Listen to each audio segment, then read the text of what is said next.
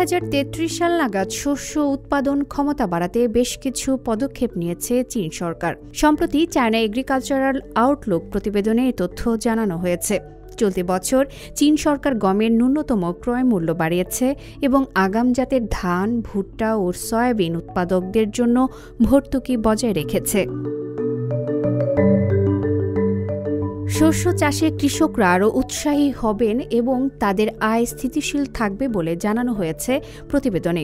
এবছর চীনের কৃষি ও গ্রামীণ বিষয়ক মন্ত্রণালয় এবং Chinese academy of agricultural sciences প্রকাশিত চায়না এগ্রিকালচারাল আউটলুক রিপোর্টে দেখা গেছে এসব চিত্র।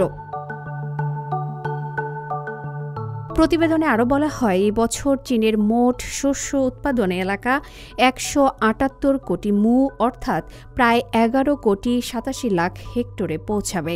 জমির পরিমাণ একই থাকলেও শস্যের ফলন 1.5% বাড়বে বলেও জানানো হয় প্রতিবেদনে। সয়াবিন, ভুট্টা, গম এবং ধানের মতো প্রধান ফসলের উপর বেশি গুরুত্ব দিয়ে আমরা উপযোগী জমি, ভালো বীজ, ভালো সরঞ্জাম, ভালো সেচ পদ্ধতি এবং ভালো সিস্টেমের উপর গুরুত্ব দিচ্ছি, যার ফলে এই বছর শস্যের উৎপাদন আরও বাড়বে।